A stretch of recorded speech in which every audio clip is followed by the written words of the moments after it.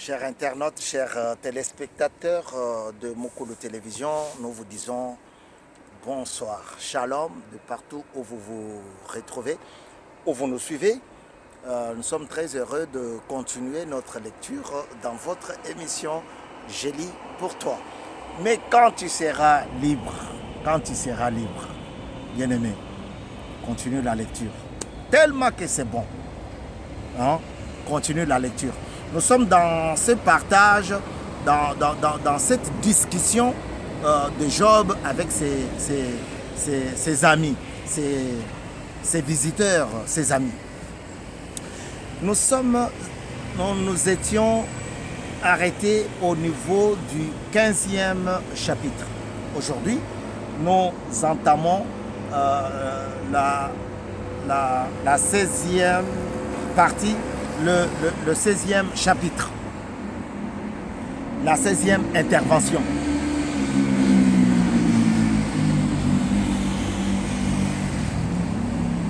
Nous lisons au nom du Seigneur Jésus-Christ. Intervention numéro 5 de Job. Job prit la parole et dit: j'ai entendu beaucoup de propos semblables. Vous êtes tous des consolateurs pénibles. Quand finiront ces discours qui ne sont que du vent? Pourquoi cette irritation dans tes réponses? Moi aussi, je pourrais parler comme vous. Si vous étiez à ma place, j'alignerais les discours contre vous. Je hocherai la tête sur vous. Je vous fortifierai par mes paroles. Le mouvement de mes lèvres vous apporterait du soulagement. Si je parle, ma souffrance n'est pas soulagée. Si je me tais, elle ne s'en ira pas loin de moi. Maintenant, hélas, il m'a épuisé. Tu as dévasté tous les miens. Tu m'as creusé des rides qui témoignent contre moi. Ma maigreur se dresse contre moi et m'accuse en face. Sa colère me déchire et s'attaque à moi. Il grince des dents contre moi. Mon adversaire me transperce de son regard. Ils ouvrent la bouche contre moi. Ils m'insultent et me frappent les joues. Ils s'attroupent contre moi. Dieu m'a livré au pouvoir d'un gamin. Oh là là. Il me jette entre les mains de méchants. J'étais tranquille, il m'a secoué. Il m'a attrapé par la nuque et m'a brisé. Il m'a redressé et me prend pour cible. Ses flèches m'environnent. Il me transperce le rein sans aucune pitié. Il verse ma bile par terre. Il fait en moi brèche sur brèche. Il se précipite sur moi comme un guerrier.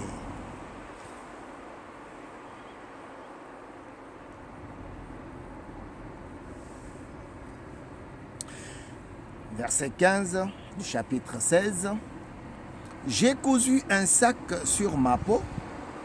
J'ai traîné ma fierté dans la poussière. Mon visage est enflammé à force de pleurer. L'ombre de la mort est sur mes paupières. Pourtant, je n'ai commis aucune violence. Et ma prière a toujours été pure. Terre, ne couvre pas mon sang, que mon cri ne reste pas cantonné à un endroit. Déjà maintenant, mon témoin est dans le ciel. Mon défenseur est dans les lieux élevés. Mes amis se moquent de moi. C'est Dieu que j'implore avec larmes. Puisse-t-il être l'arbitre entre l'homme et Dieu, entre l'être humain et son ami? En effet, encore quelques années seulement, et je m'en irai par un sentier d'où je ne reviendrai pas. Fin du chapitre 16, et là nous entamons le chapitre 17. Mon souffle se perd, mes jours s'éteignent, la tombe m'attend. J'en suis environné de moqueurs. Je connais l'insomnie à cause de leur insulte. Sois donc mon garant auprès de toi-même. Qui d'autre s'engagerait pour moi? En effet, tu as fermé leur cœur au bon sens. C'est pourquoi tu ne les laisses pas triompher. On invite des amis au partage du butin, alors que l'on a des enfants dont les yeux sont épuisés. Il a fait de moi un sujet des proverbes. Pour leur peuple, je suis devenu celui sur le visage duquel on crache. Verset 7. Ma vue est affaiblie par l'exaspération. Tous mes membres sont pareils à une ombre. Les hommes droits en sont stupéfaits et l'innocent se dresse contre l'impie. Le juste néanmoins persévère sa voie. Celui qui a les mains pures se fortifie de plus en plus. Quant à vous tous, vous pouvez répéter les mêmes discours. Je ne trouverai pas un sage parmi vous.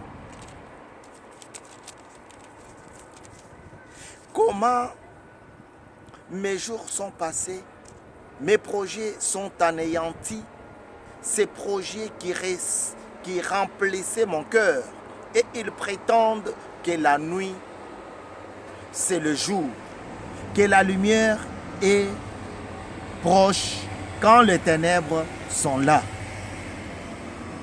Qu'ai-je à espérer? Le séjour des morts sera mon domicile. C'est dans les ténèbres que je prépare mon lit. J'écris à la tombe, tu es mon père, et au vent et au ver, le ver de terre, vous êtes ma mère et ma sœur. Qu'ai-je donc à espérer?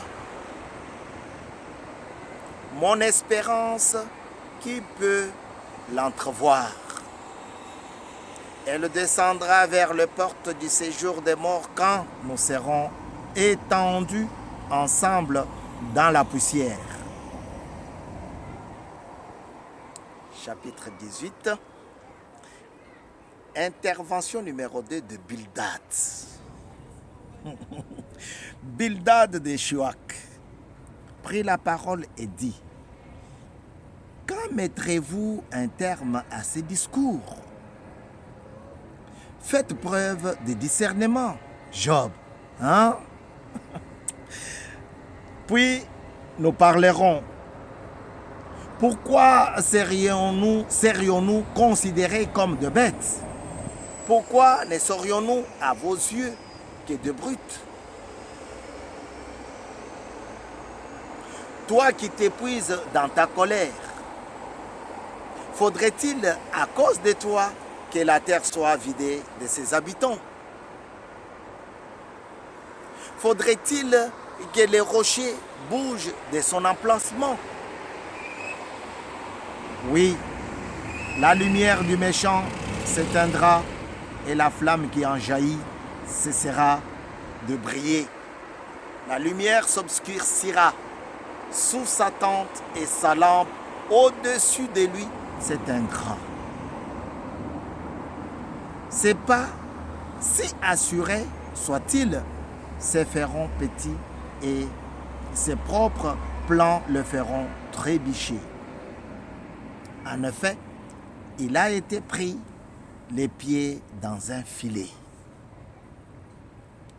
Il marche sur les murailles et il est pris au piège par les talons et les lacets se resserrent sur lui. Le cordage qui le prend au piège est caché dans la terre et la trappe l'attend sur son sentier. De terreur l'assiègent de tous côtés, elles le poursuivent pas à pas. La faim anéantit ses forces, la misère est présente à ses côtés. Elle dévore des parties de sa peau, ses membres sont dévorés par le fils aîné de la mort. Il est arraché de sa tente où il se croyait en sécurité. Il se traîne vers le roi des terreurs. Tu peux habiter dans sa tente. Elle n'est plus à lui. Le soufre est dévasté sur son domaine. En bas, ses racines se dessèchent. En haut, ses branches sont coupées. Son souvenir disparaît de la terre. On ne parle plus de lui dans la rue. Il est poussé de la lumière dans les ténèbres.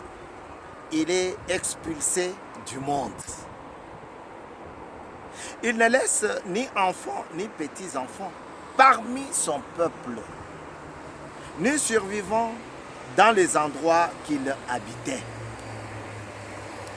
Les générations à venir seront étonnées de son sort et la génération présente sera saisie d'horreur. Telle est la destinée de l'impie. Telle est la situation de celui qui ne connaît pas Dieu. Chapitre 19, peut-être le dernier. Intervention numéro 6 de Job. Job prit la parole et dit: jusqu'à quand me tourmenterez-vous et m'écraserez-vous par vos discours? Voilà 10 fois que vous cherchez à me confondre. N'avez-vous pas honte de m'agresser de cette manière? Même si j'avais vraiment commis une faute, cela ne regarderait qu'à moi. Si vous voulez vous grandir à mes dépens, si vous voulez tirer argument contre moi de mon déshonneur, sachez alors que c'est Dieu qui m'accable et m'enveloppe de son filet. Je dénonce la violence dont je suis victime et personne ne répond. J'appelle au secours et il n'y a personne pour me répondre justice. Pour me rendre justice, pardon. Il m'a barré la route et je ne peux passer. Il a couvert mes sentiers de ténèbres. Il m'a dépouillé de ma gloire. Il a retiré la couronne de ma tête. Il m'a brisé à tout point de vue et je m'en vais. Il a arraché mon espérance comme un arbre. Il s'est enflammé de colère contre moi. Il m'a traité comme l'un de ses adversaires. Ses troupes viennent en masse. Elles ont construit une route jusqu'à moi. Elles ont installé leur camp autour de ma tente. Il a éloigné de mes frères. Il a éloigné mes frères de moi. Ceux qui me connaissent se détournent de moi comme des étrangers. Je suis abandonné de mes propres proches. Ceux que je connais m'oublient. Ceux qui séjournent chez moi et mes servantes me considèrent comme un étranger. Je ne suis plus à leurs yeux qu'un inconnu. J'appelle mon serviteur, il ne répond plus.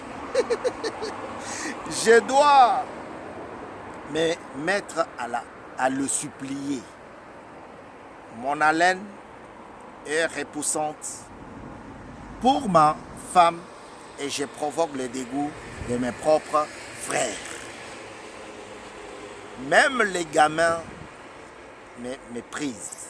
Si je m'élève, je suis la cible de leurs insultes. Tous ceux à qui j'ai confié mes secrets m'ont en horreur. Ceux que j'aimais les sont tournés contre moi. Je n'ai plus la peau et les os. Il ne me reste que les gencives. Ayez pitié de moi. Vous, mes amis, ayez pitié de moi. En effet, c'est la main de Dieu qui m'a frappé. Pourquoi me poursuivez-vous comme Dieu le fait? Pourquoi n'en avez-vous pas assez de m'attaquer? Si seulement mes paroles pouvaient être écrites, si seulement elles pouvaient être enregistrées dans un livre, je voudrais qu'elles soient pour toujours gravées dans le roc avec un burin de fer et avec du plomb. Pour ma part, je sais que celui qui me rachète est vivant et qu'il s'élèvera le dernier.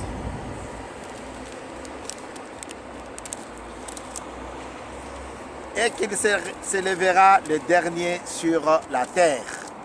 Verset 26, chapitre 19. Quand ma peau aura été détruite, en ma personne je contemplerai Dieu. C'est lui que je contemplerai et il me sera favorable.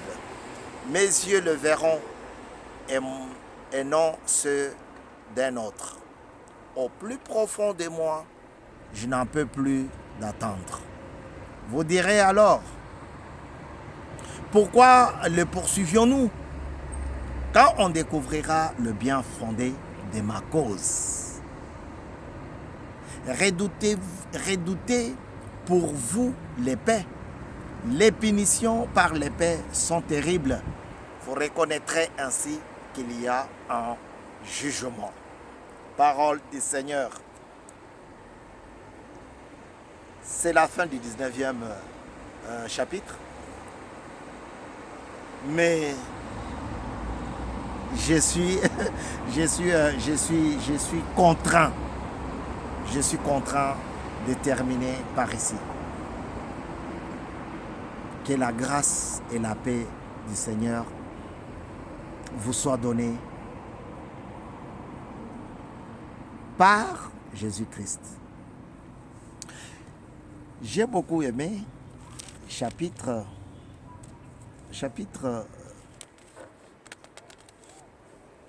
18.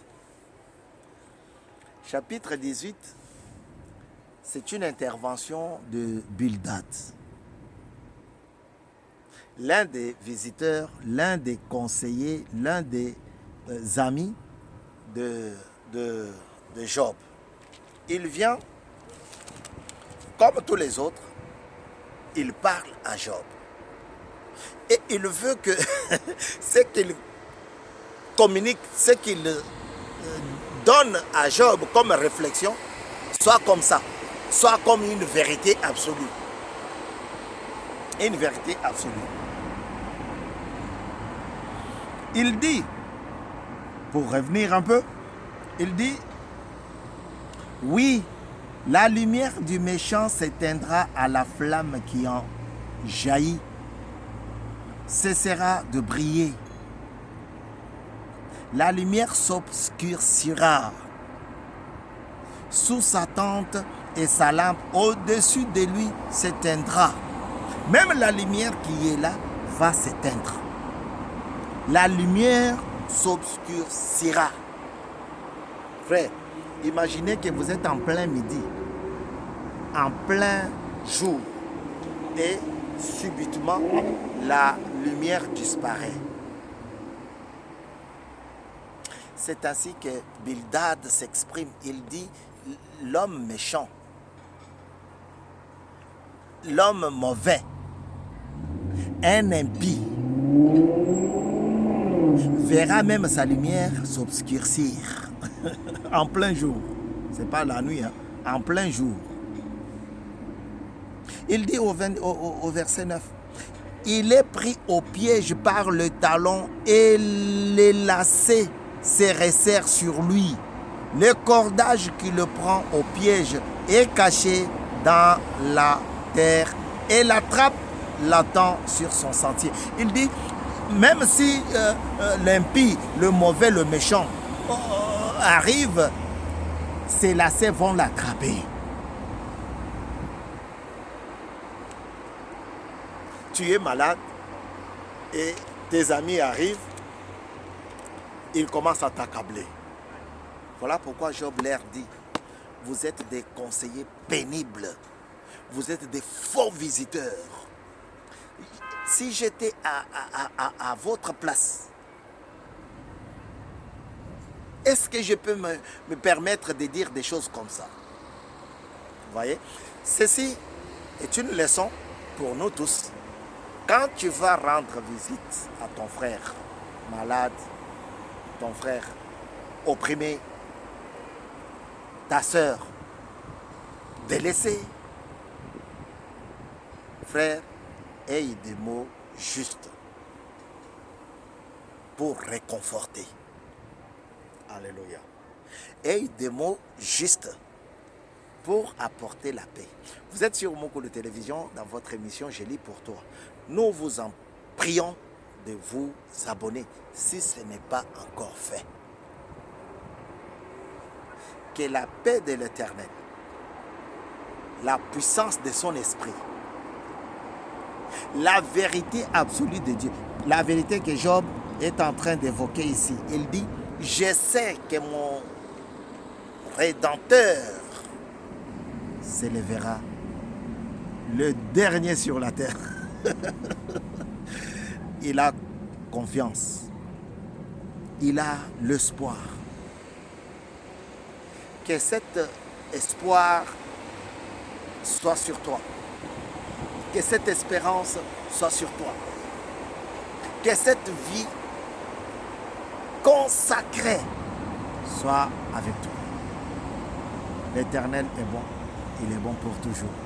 Si vous avez une question, posez-la, on verra. Si vous avez une préoccupation, posez-la, on verra. Toujours sur la toile, on verra. Que le Seigneur vous bénisse abondamment. Vous êtes sur Moko de télévision. N'oubliez pas de liker si vous avez aimé. Au revoir.